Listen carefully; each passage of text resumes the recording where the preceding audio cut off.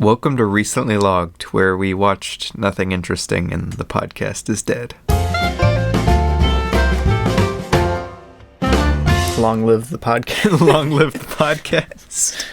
Wow. The podcast isn't actually dead, so we're fine. What? It was just a fake out to keep them listening, Micah. They were about to click away the moment they heard my voice, and then that kept them on. They were like, what? This is the last episode, and they didn't tell us? Why would they end on 31? Is it like supposed to be the month or something? Yeah, something like that. All right. Hey, hello, everyone. I almost said halo. Fun story. Somehow, yesterday, when we were supposed to watch something for the podcast today, we forgot. Indeed we did. This has happened, like 9 times now? No, like 3 times. Wow. Where we just forgot we had a podcast. Yeah. And we were like, oh yeah, Monday morning, wonder what we're going to do. So we're going to do what we watched. It's not going to be very, like a lot of movies. Oh, this is going to be pretty short, yeah. But we are going to be able to talk about them a little bit more in depth than we usually do for our What We Watched. So that's something. Indeed. So yeah, do you have anything more to add before we get into it? I always forget to we should introduce ourselves because no one just tuning into the podcast knows who we are. I'm Robbie Grayway. No. And that person saying no and shaking his head is Micah Grayway. Of M. Grayway Films on YouTube. Oh my gosh. I don't want to do an introduction. That is M.Grawey Films. Forgot the spaces, Micah. Look at that. M.space Grawey space films there. Wow. Well, there you go. Now you got to plug your channel twice. Plus the links down in the podcast description. The links in the description. Links in the description. Of course. Yeah, so basically, if you've never watched one of these before, we have Letterboxd. If you don't know what Letterboxd is, get a life. Get a life, bro. Wow. It's a film logging program thing where you can... It's a social media media where you can log what films you've seen. You can rate them, you can review them, you can rub it in your face. You can do whatever you want. Other people's faces that you like this film and they don't. Wow. I don't think that's what it's for. But and we go over what we log, hence the name Recently Logged. What we recently logged. Wow. This is the first time we've ever explained the title, except for the first episode. And we're going to be going from, I guess, the 7th to now. Yeah. Whoa, I don't know what that was. I was yeah.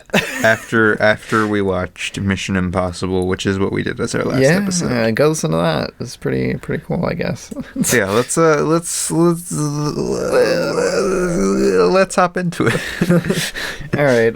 What did we watch on the 7th? What did we watch right after Mission Impossible? We watched the ever amazing movie. The ever mediocre movie. The ever alright movie. The Bourne Supremacy. The Bourne Supremacy. It was fine. It was fine. I think actually, I'm gonna say it was my favorite of the Bourne movies. I don't know about that. I liked it better than the first one because What's-Her-Face died in the first couple minutes. You hate women, Micah? Is that why this one's your favorite? I just hate her. Wow. No, I just dislike her character a lot. I don't know. I'd probably still go with the first one as my favorite, but I found her kind of annoying in the first movie. You would, Micah. And I felt like most of the trilogy was kind of just the same movie over and over again. Well, it pretty much was. They were all pretty boring. Yeah. The filmmaking, man, I don't understand. Okay, so one thing I don't understand. I don't get a lot of creative choices behind this franchise. People I follow actually have given this 5 stars and 4.5 stars and 4 stars, and I don't see. I think my 3.5 is very generous. I don't know about very generous. I think 3.5 is about right. I don't know, but I wouldn't give it more than that. The filmmaking is so meh.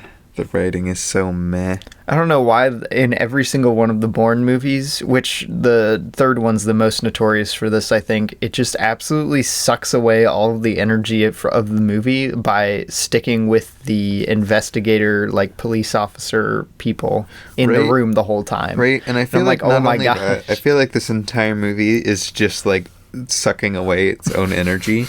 because like it's an action movie, but I feel like the way they quote unquote filmed action movie. the action totally just destroys the action. Yeah, this is it. Yeah, for what it is trying to be, I don't think it does very well. Yeah, I don't think the interesting part of any of the Bourne movies was the action. No, which is sad. Yeah, no, it's a sad time.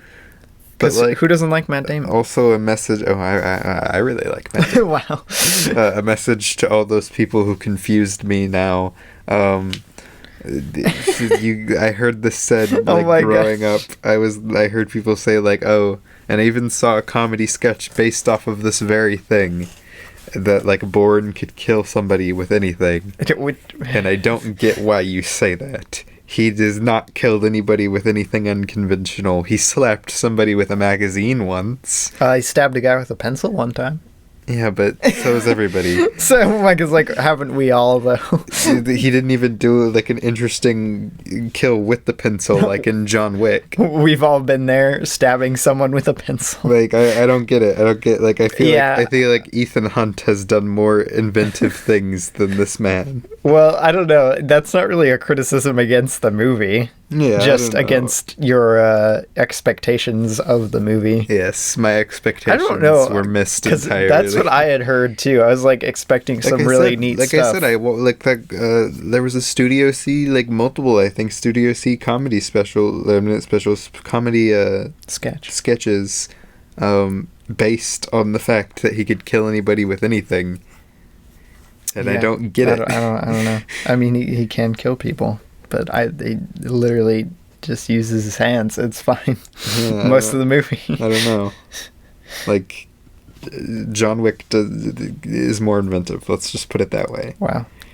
But yeah, I rated this 3.5. If I were to rate things, if I were the kind of man who were to rate movies, you rated movies up until you were like, no, I don't think I will. Why did my voice change?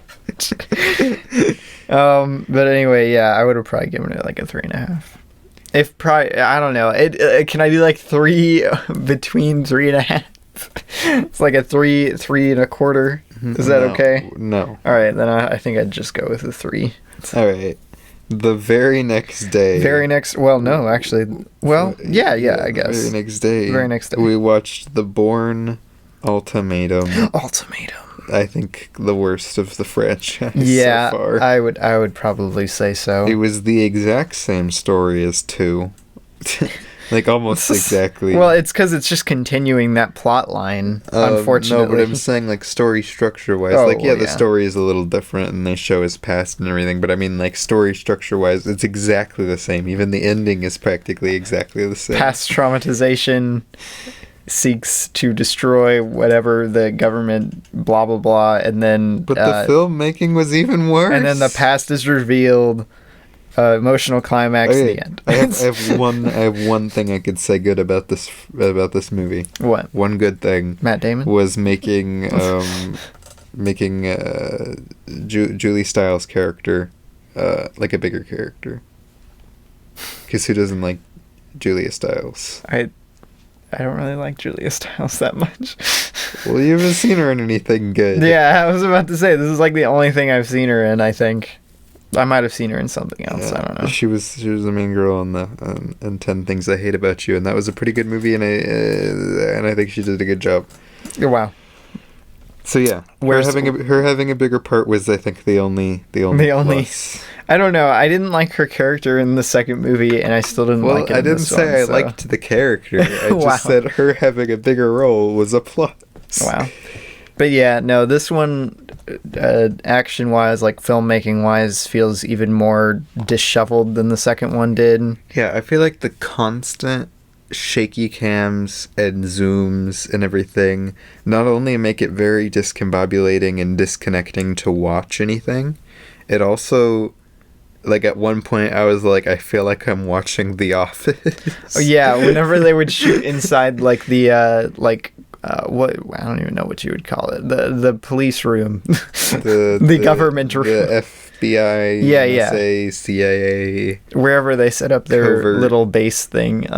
Whenever they were in there, it was shot, like, It was shot like The Office. It was shot like The Office, and it was killing me because it was supposed to be serious, but they would do just these push-ins like every time someone said something, and I'm like, why are they punctuating this? Like literally visually? change the music a little bit, and this could have been a satire. Yeah.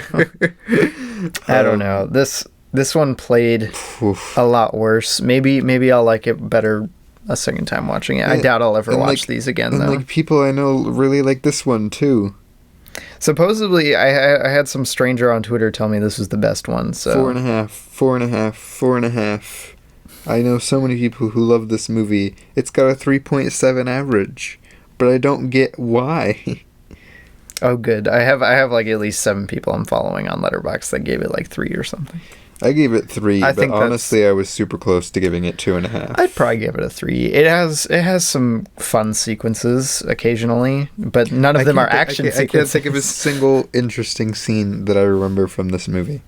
Like, name one scene from this movie that's not like people running. I can't think of any off the top of my head. Exactly, because this movie is it's pretty forgettable. It's forgettable. It's just the filmmaking makes it forgettable. But yeah, no, safe to say, me and Micah were not a fan of the Bourne trilogy, sadly. Yeah, I was really hoping it was. Yeah, I was about to say we both were kind of hoping we'd have a new action franchise to be like, yeah. I had been wanting to watch it for forever, and I mean, I love the Mission Impossible franchise, and I don't know. That's the only action franchise you like, Micah? I couldn't. That's the first one that came to mind. Star Wars. It's like a sci-fi franchise. Yeah, but they're action still. Yeah, but I don't qualify. Wow. It has to be like a spy or something. Yeah. Spy movies. Okay. All right. Anyway, speaking of Star Wars. Which is why Tenet is your favorite. I mean, maybe. Wow. Speaking of Star Wars, the next movie we watched the Star Wars Episode 3, Revenge of the Sith. Revenge of the Sith! We watched this with Luke.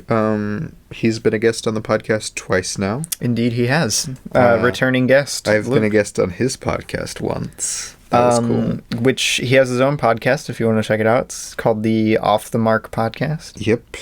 Weren't you on it, Micah? I just said I was a guest on his podcast. Right. He had an old podcast too that we were on. I was never on it. You were on it. Yeah. But anyway, it was a lot of fun watching it with him. Yeah. You should go listen to our episodes with him. Those are a lot of fun as well. We did the Muppets episode with him and the Jojo Rabbit episode with him. Indeed. He DM'd me earlier today asking if we could do another watch like this. So yeah, no, it could be fun. This is a good movie to do that with because it was one of the prequels, and as much as this is my favorite of the prequels, the prequels are goofy. I think this is the most memed of the prequels, which is why it was so fun to watch. Like this was great. Just like almost every line, we were like, "Oh, he said it." Oh, he said the line. Yeah, I don't know. I need to give this a pure rewatch where I'm not mocking it openly the entire time. Yeah, I don't know. But I don't know. It's a lot worse than I remember it being as a kid. As much as it's still not great, it actually still is one of my favorite Star Wars movies to watch. I was bored most of the time. Wow. Well, that was you, not me. Yeah. Did you watch anything else that very day? Are we not going to talk more about it? Oh well, I mean we can. The CGI was pretty laughable. What were your problems with it? Mister, it was boring. I don't know. I mean, the dialogue is really rough throughout. The scene-to-scene pacing in that movie, in any of the prequels I've found, is just always rough. Yeah, always. But hey, you've got those transitions. I really oh my gosh, right? All of the different wipes they only repeat 2 wipe transitions. All the other ones they even did this 4 rectangle wipe. And okay, but anyway, yeah, no, the story pacing of this movie is just dreadful, I think, which is why I found it so boring to watch. Yeah. I love a lot of the story ideas that they have, but I love all the story ideas that they have in the prequels anyway. Unfortunately, I think the only person who really pulls off delivering the lines is Ewan McGregor. Because the lines are rough. What about Samuel L. Jackson, Mike? I mean, his lines are still a joke. Wow. Like the dialogue is really really rough and funny, but I think Ewan McGregor is the only one who really pulls it off. Yeah, I don't know. It just is boring to watch, I find, a lot of the time. And I don't know why. Like, it just seems to lack a lot of the vital energy that you would get from, like, even A New Hope, which is a heck of a lot older, and people usually get onto older movies for being more boring. I think, if I recall, I haven't watched it in a while, but it is one of my least favorite Star Wars movies. Well, Empire's a lot better. A New Hope was kind of boring. But I don't know, I haven't watched it in forever. Don't revoke my Star Wars fan card yet. If anything, they should revoke mine. I don't know. I don't care enough about these movies, really, to be like, oh, no, I didn't like it, no. Star Wars is one of my favorite franchises. It's been one of the most influential on my life growing up, so... Oh, there you go. I just have never really gotten that much into it. I give it 3.5, which I think is pretty fair. I think I would give it a 3 just because dang, bro. I don't know if I want to watch the prequels again. Wow. Like, story-wise, like, if there was, like, a book series that was the prequels, I would read them. But there is a book series that's the prequels. Oh, well, there you go. See, I'll just read that instead, because I like all of, I like almost all of the story ideas from the prequels. But what if the book sucks? Well, then... I don't know what I'm gonna say. Because that's a really funny thing. I always like this. Like, everybody's like, oh, the book is automatically better, and if a book exists, well, no, it's better. No, like, I know that's not like that's but it's not just what like I'm saying it's at just all. like a general idea that the book is always better. But I'm like, what if the book isn't better? What if the book is worse? I'm just saying that I think they could better explore and state the story of the movies better in a book. I don't know. I think they could have done a better job with the movies and done it better in the movies. I don't know. Did you watch anything else Who's this day? to say? I did watch something else. I did not. I watched a lovely little 1960 film. Oh, yeah, I remember this. The 13 Ghosts, which doesn't seem to be that well known, probably for good reason. Probably, from what I saw. It's a ghost movie. Who'd have thought, from 1960, about a family who has a relative die, and they move into his haunted, I guess it's a mansion. Yeah, a haunted mansion It's thing. not really a mansion. It's just like a big house. They describe it as a mansion. Yeah, see, his mansion. It says it right there in the plot description. I mean, it's not really. Oh my gosh, they only show you like 7 rooms, but it is a mansion. Yeah, it was fine. I don't know. Wow. Stop showing me memes, Micah. I'm trying to dissect a film with an E. Dissect it? Go ahead. Wow. I'm not stopping you. The VFX, I don't know. They're old. They're kind of charming, but... Charming? Yes. They're like... Did you see the ghosts? They're like a semi-overlaid image of nothing. I don't know. There have one scene where this kid is trying to tame a ghost tiger. So the whole thing is a circus performer would stick his head in the tiger's mouth, and like that was the trick, is he would stick his head inside the tiger's mouth. But his head got eaten. But he ended up getting his head bitten off, and there was just a ghost tiger in the mansion. And there was a headless guy. Well, and there was a head. But they literally have this scene where so they have like these glasses that allow them to see the ghosts, the family, yes, and the kid has them on, and they spend a solid like 2 minutes with just this tiger roaring at the kid, and he's just standing there, and it literally goes on for like forever. And I don't get it. I don't get a lot of the decisions that were made in this movie, but it was pretty fun. Yeah, from what I saw, I wouldn't have wanted to watch it because I think I was playing like on the PlayStation or something while they watched it, and I picked up some of it. I don't think I'd ever watch it again.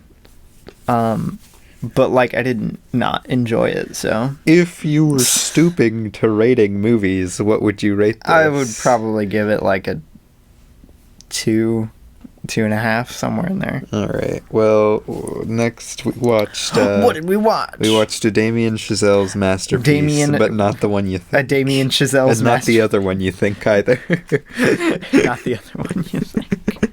We watched First Man. First Man. Because, see, the joke is everybody thinks of La La Land. I thought everybody else thinks of Whiplash. Yes. I was about to say, I thought everyone was supposed to think of Whiplash. It was neither of the... Well, I said not the one you think, and not the other one you think. Wow. Yeah, we watched First Man. For the second time. For the third time. Well, I watched it for the second time. And who doesn't like... Wait, no, for the fourth time. Wow. Who doesn't like First Man? That's all I'm saying. I mean, I'm sure there's lots of people who don't like First Man. They're wrong. It's a very good They're movie. wrong for not liking. Yes, it's a very good movie, underrated by everybody. Wow. What about that guy who gave it 5 stars? Yeah, it's underrated by him too. What about the 7.8 thousand people who rated it 5 stars? Yeah, underrated by them. Wow. Okay. It's really good. I don't know. I'm a big fan of this movie. I really like the filmmaking, especially, and I like looking at it from being Damien Chazelle, how different it is from La La Land. The sweet Damien Chazelle content, Micah. Because I don't know, a lot of directors do very similar style filming for all of their movies, Indeed. Despite genre or anything. And I feel like the filming itself changed quite a bit in this, the filmmaking, if you will. Oh yeah, no. He uses a lot of different kinds of shots in this than as opposed to La La Land. I've never seen Whiplash, and this is a pretty intense movie compared to La La Land. Yeah.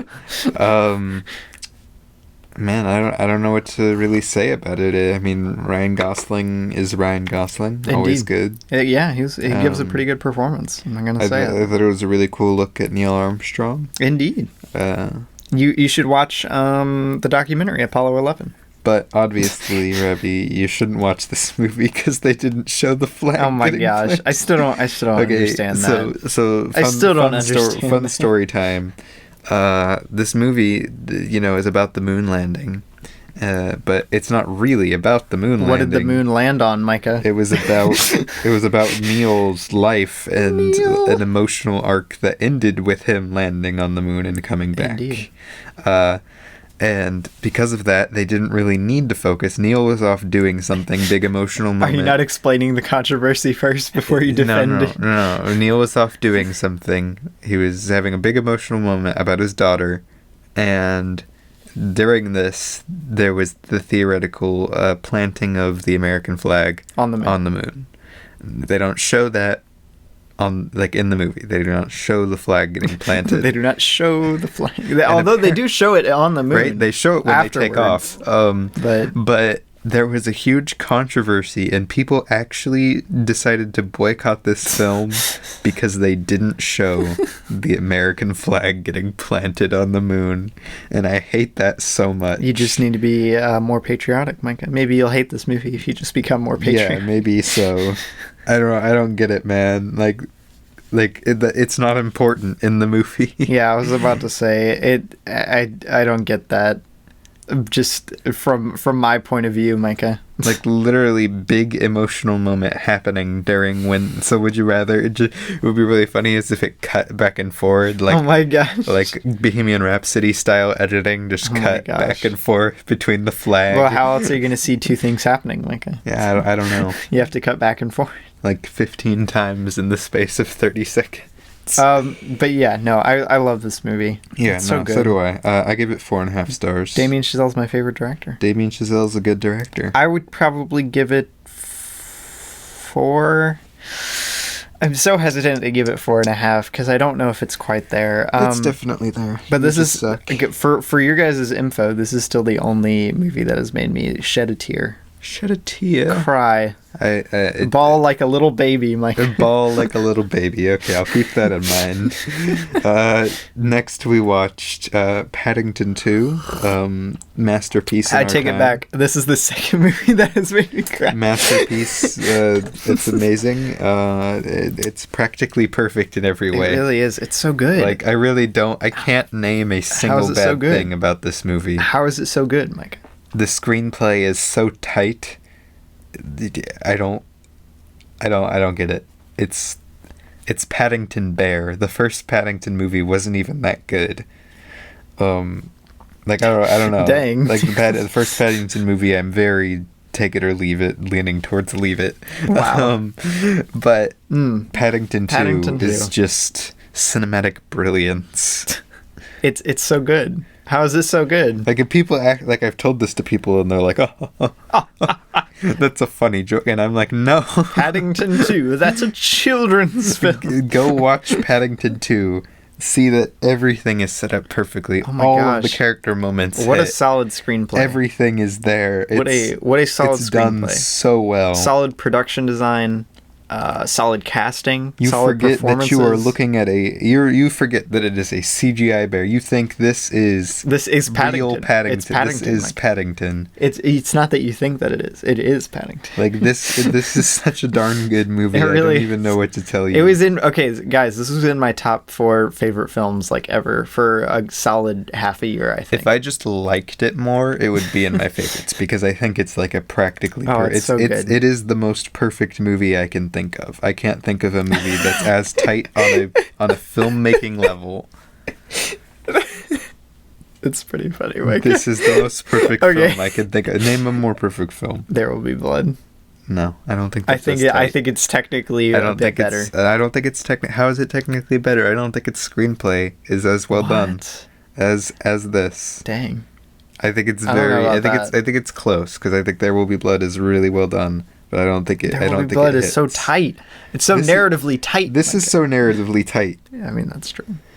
Anyway, I gave it 5 stars if you couldn't guess. Comparing Paddington 2 to There Will Be Blood. Yeah, I'm gonna do that as a video essay on my channel. Be sure to look out for that. There's no similarities. So today we're comparing There Will Be Blood and Paddington 2. There's no similarities to these movies except for the fact that they are movies, Micah. So as you can see, we're going to be looking specifically at the milkshake scene and the marmalade scene. The marmalade scene. Which one though? There's so many. Who knows? Okay, but yeah, I probably would have given this 5 stars, maybe 4.5. I don't know. Depends. Did you watch something on the 12th? No. Oh no, you watched something. But else I watched on the 11th, something else. So go for that because I watched something. Yes. Apparently, I was watching like late 50s, early 60s movies this week, and didn't even realize it. I watched for the very first time, the Swedish film *The Seventh Seal*, or *Det Svit Insläkt*. I believe is how that is said. I kind of watched it too. I didn't log it because I was playing a game during the time, and somehow I picked up on way too much of the movie, even though I was playing a game and it was in Swedish. That's good filmmaking right there, Micah. That's true. This is very solid. I very much want to see another Ingmar Bergman movie now. I had never seen anything by him before, and this was really good. I'm usually a bit like skeptical about like faith films, just because a lot of films about faith can be very really bad. A faith yes, film? It is, Micah. No, it's not. Yes, it is. No, Micah. it's not. He plays chess with death. Okay, it explores themes of faith. No, Micah. it doesn't. He's just he prays in the movie. He's like, hey, let's not die right now. Hey, okay? let's not die right now. Okay. Wow. I would not call it a faith film. Okay. Well, would you call There Will Be Blood a faith film? No. I would call that one too. So apparently we have a very different opinion on what I would call Nacho Libre a faith. I would not call Nacho Libre a faith film. Just because it has something to do with religion does not make it a faith film. But anyway, this was very, very good. I'm not usually a period piece guy, but this was good. Yeah, because he hates cinema. I do. I hate cinema. Burn it. I'm gonna burn it all. Burn it all. But very, very good. You guys need to watch it. The cinematography in this was just A1 since day one. I don't know. From what I saw of the cinematography, it was just fine. The shots are so good, Mike. Like, I don't know. I never saw anything that was super striking, but I wasn't paying that close of attention, so... Well, it wasn't always visually striking, but it always did a fantastic job of, like, visually conveying a lot with just one shot, which is something not a lot of movies do. Yeah, like this next movie I watched.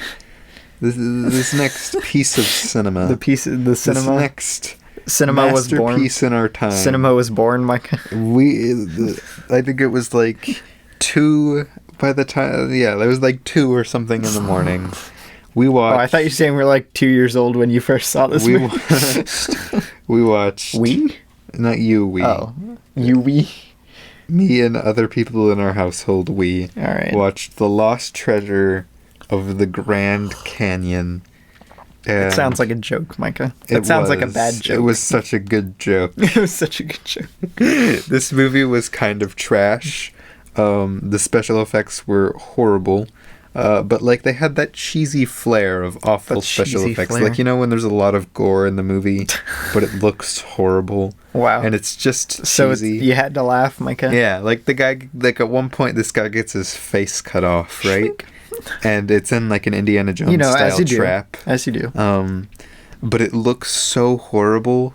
And like they put this mask over this guy's face to make it look like his face, but they really don't put the mask over the guy's face. Dang. It's kind of just sitting there, and they have this thing that's supposed to look like a face laying on the ground. It was hilarious. Wow. Like every bit of gore in the movie was hilarious. The main monster of the movie was like this bad CGI. Wait, it's a monster movie? Yeah, this bad CGI ball of nothingness. The story was whack. So it's like Green Lantern.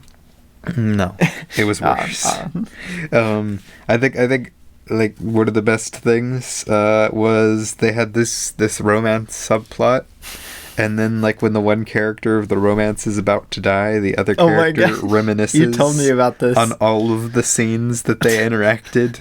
Like not all of the scenes that they were in, but just like every moment they had a major interaction in the movie, it replayed it all. Like it replayed it all. That's what it's gonna be like when I die, Mike. I'll get a touching montage with the original Hans Zimmer score. It was so long. I was like, "What the heck are we doing?" Of all the fun moments I've had.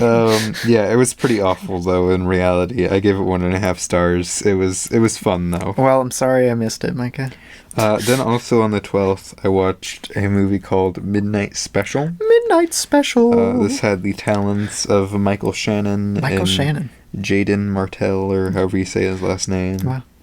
And you know, it had Adam Driver in it too. Heck yeah. Arguably, we love to see it. Arguably the best actor, but I didn't watch this for context. I very much want to though. I'm very interested. It was intrigued. It was odd. Like it wasn't like a great movie, but it definitely wasn't a bad movie by any means. Okay, like, well that's good. I think it was good, but I don't know. I wanted it to be more. You wanted it to be just like better. If this was that much better, it would have been like a masterpiece because of the kind of sci-fi it is, the kind of sci-fi that it's supposed to be like, ooh, get you to question life and reality. Like 2001? No, not like 2001. Wow. I feel like that kind of sci-fi, the way they were going for filmmaking wise, it needs to be more tight. Like it more so than I think other movies will lose some if it's not like dialed in. Yeah, like think like Arrival. If Arrival wasn't as good as it was, you'd just be like, ooh. If Arrival had like lost its focus on the narrative or filmmaking for a second, it would be boring. Right? It'd be so boring. Right? So like I feel like it was kind of one of those kind of situations where it could have been so much better, but it was still pretty good. I really like Michael Shannon and roles that he's good in. Who doesn't like Michael Shannon? Jaden Martell or whatever, Martell, I don't know. He's fine. He was really young in this. I thought it was funny that they played in this and in Knives Out as father and son. Can't wait for Adam Driver in Knives Out too. Adam Driver, he was pretty great.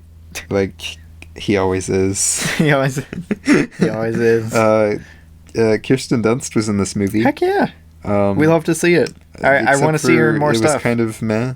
Oh. Her character was kind of meh. That's kind of sad. It was probably one of my least favorite characters in the movie. Dang. And she wasn't even in the movie until like a quarter of the way through. Shoot Dog. I gave it 3.5 though. I liked it. Shoot Dog Millionaire. It just wasn't as good as I was hoping it would be. Then what did we watch? We watched a fun little indie flick. The indie flick came out in 2018. The 2018 known as A Boy Called Sailboat. Wow. And he was.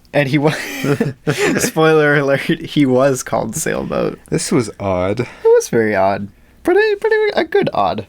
I don't know. I would say. I don't know. The dialogue was odd. The story was odd. Well. But it worked well. The filmmaking was odd. But it worked well. It was very odd. But it worked well. I thought the whole like story it was based around was odd. That's true. I think actually its weakest part was like the conclusion part of the story. Yeah. So, like, to give some background of this story, this kid writes this song. Like, this is what the movie is essentially about. He finds this ukulele. Yeah, it's about a kid. And he writes this song for his abuela. Writes a song. And who is sick. An abuela, Mike. Abuela. That was the weird... Like, nobody knew Spanish, apparently. Right? He like, I forget what abuela means exactly. Like, the exact translation. Oh, yeah. But you know what an abuela is. Yeah, I was about to say. Everybody should know this. If you live in America, like why Spanish wouldn't is you used know? so much, and he he calls his grandma abuela. Spanish is practically a second language in America. Yeah, as you do, and everybody just didn't call her that. I don't know. But yeah. As you were saying, describing the plot. But yeah, he writes this song for his abuela who's sick and dying, and it's like the most amazing song anybody has ever heard. It brings everybody to practical tears, makes people change their lives entirely. They become good people, Micah. This song is magical. It never plays the song for us. Well, of course not. Whenever the song plays, it just does like a white noise. It's just like... It's not white noise. They bleep it at the beginning when he first starts strumming. And... yeah, and then by the end, it like spoilers for the movie, I guess. Whoa, let them see it, Micah. Okay, they need to go watch but this. It's a whack story. I described it as if Napoleon Dynamite was a drama instead of a comedy, because that's how the dialogue is. It's very similar stylistically, except it's not a comedy. Yeah, stylistically, both the way it was shot and the dialogue and everything and the pacing and everything. Which I'm all here for. I think Napoleon Dynamite goes insanely hard and is very, very good. So, I think it's a win. I see it as a win, Mike. Yeah. It was fine. I don't know. It was fine. I probably wouldn't watch it again. How could you? I would watch it again. I give it 3 stars, though. If I were watching it and I were rating things, I would have given it probably a 4. Wow. I thought it was solid stuff. Plus, it had a cute little bearded dragon in it. It did. I love bearded dragons. He got eaten like immediately. Okay, well, he got eaten, but he was still cute. If you say so. Take that audio clip out of context. Then what did we watch? Then we watched the greatest film ever to touch these eyes. We watched it yesterday. And these ears, Micah. We watched it yesterday. Oh, no. We watched yesterday. We watched yesterday, yeah. The 2019 Beatles-based film. From the director of Slumdog Millionaire. Yes. And the writer... For some reason. And Train Spotting. And the writer of About Time. And Mamma Mia, Here We Go Again. Yeah. Which I still can't believe there's a writing overlap. Featuring Ed Sheeran. There you go. As Ed Sheeran. As Ed Sheeran. You just pulled up a picture of Ed Sheeran. No. Yeah. Okay. Well. Anyway, what is it? What the heck? I've never heard of this movie, Micah. Well, what is it? It's this movie about this guy who is a struggling rock musician. His career kind of sucks. But he's got this girl who likes him, but it's like a Phineas and Ferb situation. He likes Wonderwall and Radiohead. He's too stupid to realize that she likes him. And Neutral Milk Hotel. And then one day he gets hit by a bus and he wakes up and nobody remembers who or what the Beatles are, where is, songs, nothing. Just it's not technically true, Micah. 2 people remember. 3 people in total remember, but that comes later. That comes later. So he ultimately decides, after doing a bunch of like, what? You guys are joking. You guys have to be joking. Because that's how British people sound, apparently. Yeah, apparently. Also, everybody like Harry Potter is gone too, and like Coca-Cola. And real funny, Micah, because they think he's asking for drugs. Right? He's like, "Do you have a Coke?" And then everybody's like, "What? Pardon?" Well, I never. So he decides to write the Beatles songs as his own. Well, he doesn't write anything. He releases them. He's like, "I remember the Beatles songs. I will release them as my own." And his career takes off, and shenanigans ensue. Wow. And he gets Elizabeth Banks as his agent. Unfortunately.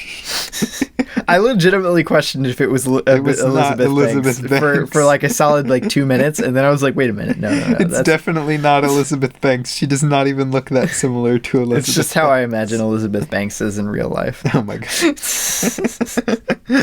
But yeah, it was a movie. It was definitely a movie. Yeah, it was a movie. I just wish it was better, man. Yeah. Like, this is an interesting enough concept because it takes something that was super influential to pop culture. Like just on a surface level, this story is so cool and concept. You take something that had an unprecedented amount of cultural impact in both the music world and just culture in general. Okay, side note, I refuse to believe that Ed Sheeran would even exist as a pop musician without the Beatles existing. Ed Sheeran was the worst part of this movie. He really was. He even ruined Hey Jude. Like, it's kind of crazy. Okay, so cosmically they removed the Beatles from existence. I refuse to believe that the music scene would even look similar to the way it was in the movie. Anyway, like I was saying, like, this is such a cool concept. They take something like the Beatles and just... it never happened. It never happened. It doesn't exist. It never happened.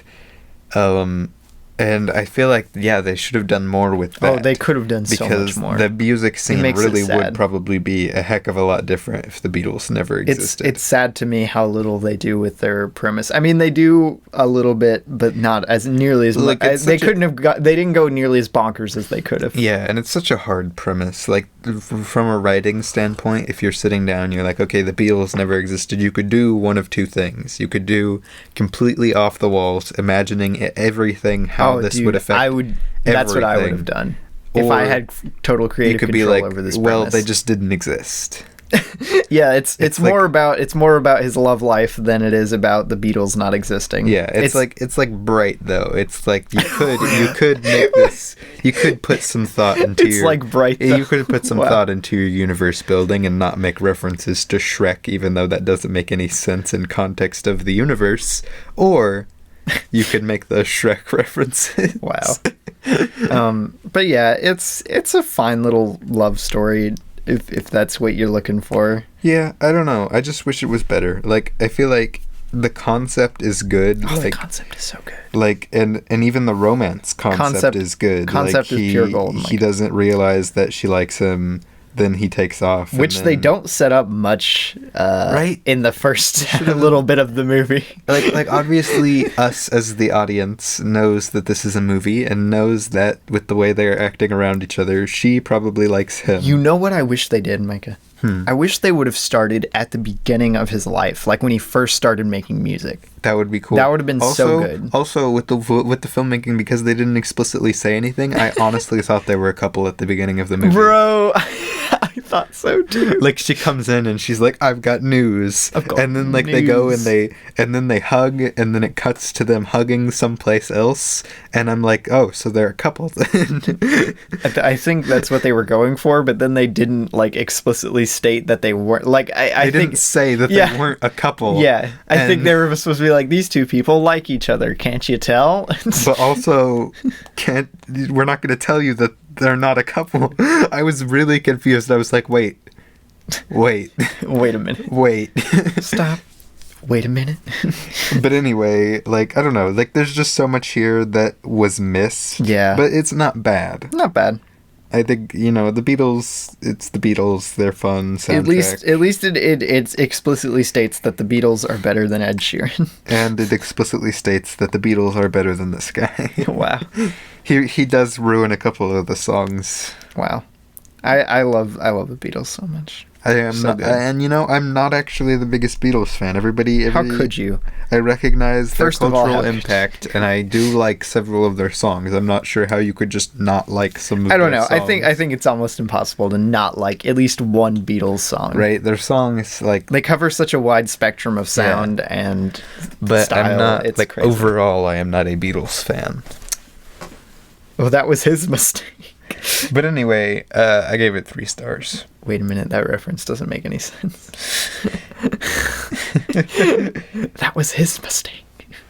That's a Big Hero 6 quote for you, Micah. Yeah. Yes. Oh wait, you actually understood, Micah? Yes. Wow. But yeah, this movie was a 6 out of 10. Her bangs, though, Her were a bangs. solid 8 or 9 out Okay, of 10. so you've got to understand something about Robbie. For some reason, he has an obsession with girls' hairstyles having bangs. Okay, but bangs, it's like peak of hairstyles. That's all I'm saying. If you can pull it off, sure. Yes. But I guarantee if you look good with bangs, a lot of people can't pull it you off. look like 10 times better. I don't know about that. If I'm being shallow and surface level, you look like 10 times better. Oh my gosh. Anyway, I think to truly appreciate this movie, we should read the top review on Letterboxd. All right. I've never read it. What does it say? If the Beatles never existed, then what song plays at the end of the Bee movie? Oh my gosh. No. What song would play at the end of the Bee Anyway, movie? that's what we watched this week. Bro, this is a serious question. I don't know. I wonder if they'd play Sugar by the Archers. Why? Or Archies, I don't remember what it is. I don't know. I think that would be Anyway, would be a good pick. I like Queen better, so go listen to some Together, Queen. But don't Queen. go. But don't go watch Bohemian Rhapsody over yesterday. Oh no. Yeah. It was a solid week. I'm gonna say it. Had some wins, had some losses. I think like 4 of the movies were good. Hey, but when the picks from this week went hard, they went hard. First Man and Paddington 2 went hard. First Man, Paddington 2, Seventh Seal, all good stuff. Yeah. Thank you guys so much for staying with us. Yeah, it's a little bit shorter than usual. It's a little bit odder than usual. Sadly, we don't have an otter in the studio. We do not. I would love to have an otter in this. If there are any otters listening, we have the real estate. We can get an otter in the studio. Dude, like otter, come on.